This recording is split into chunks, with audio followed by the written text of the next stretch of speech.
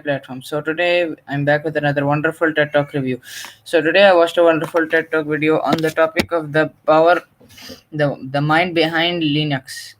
And today our speaker is Linus Torvalds. So he tells us about many things, and he starts off by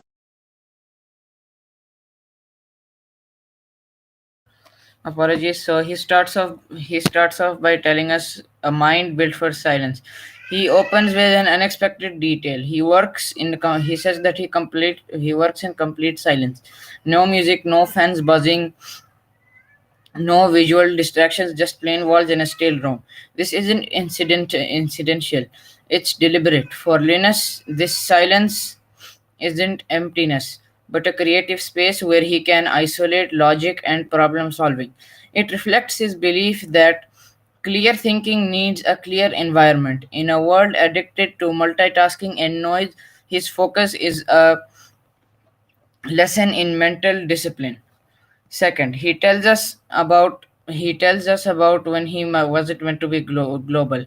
Century to the myth. Linus didn't set out to change the world. He began in 1991 as a modest project. He simply wanted to create a better Linux style operating system for his personal use. It wasn't ambition, but it was curiosity. He put the code online just to share it with others, but what happened next was transformative. What happened was that people started collaborating. They weren't just using Linux, they were improving it. Linux's casual act of sharing opened the door to global participation. Third, he tells us about embracing open sources with skepticism. He admits that he fully didn't understand the power of open source at first. He worried about losing control or being overwhelmed by the feedback. But over time, he discovered that open collaboration made the project better, feedback patches, and even criticism made the system more robust. This taught him something vital, which was you don't need to protect your work from the world. You need to open it to evolve, to let it evolve. Number four, scaling through structure, not charisma. As Linux grew from one developer to thousands, Linux had to adapt. He didn't lead with speeches or inspiration. He created a structure, a system of trust, contribution, and merit. Contributions weren't chosen by popularity but by code quality and consistency. This structure scaled Linux from a kitchen project to a globally maintained system without collapsing into chaos. It proves leadership can be quiet, logical, and code based, not just chromatic. So number five, he tells us about taste in engineering. Linux talks about a rarely discussed concept in software. Taste. Good code isn't just about function. It's about elegance, simplicity, and long-term readability. He defines taste as the ability to see the bigger picture, to write the code that feels right and is easy for others to understand. For Linux, technical excellence is an aesthetic experience. It's not just whether the code works, it's whether if it works beautifully or not. Number 6, the Edison approach.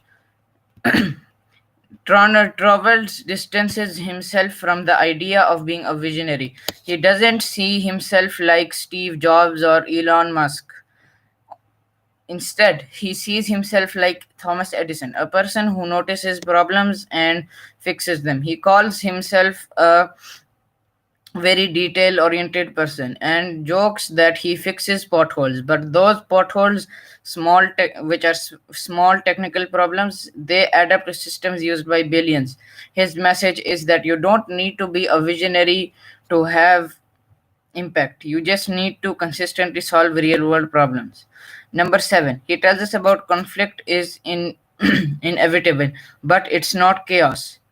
He's known for being blunt, even harsh in online discussions. But Linus explains that open source communities thrive on arguments. The difference is structure. People can disagree even fiercely. But in the end, the best idea and code wins. Passion is part of the process. You don't need perfect harmony to build something great. You need honesty, standards, and a clear direction. And number 8, he talks about why he's not bitter about commercial use. Many companies today build billion-dollar businesses on Linux.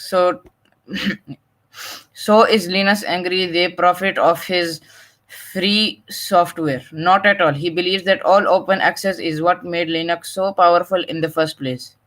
By giving the world access, he didn't lose control, he multiplied influence. He sees commercial success as proof that openness works. Number 9, he talks about open source beyond code. Linus believes open source thinking now transcends programming. Platforms like Wikipedia, RxIV, which is for research, and even decentralized media are applying the same values: openness, collaboration, and transparency. What started to what started as a better way to build software is becoming a better way to share human knowledge. And lastly, he talks about small fixes equals to big vision. Linus ends with a core philosophy: focus on what's right in front of you. He says he's never had a 10-year plan. He just fixes what is broken today. This isn't small thinking, it's effective thinking. Big ideas don't need big talk. They need daily action, one decision at a time, one bug at a time. That's how Linux became the backbone of the internet. So, after watching this TED Talk, I can conclude that Torvalds doesn't lead with drama or dreams. He leads with code. His story teaches us that you do not need to be loud or powerful or visionary to be revolutionary. Sometimes the quietest minds create the best thing in the world and the loudest impact, not by trying to change the world, but by solving the right problem over and over again. So that was my wonderful TED Talk review on this very wonderful topic of the mind of Linux. And I'll see you guys in another TED Talk review. Till then, keep doing great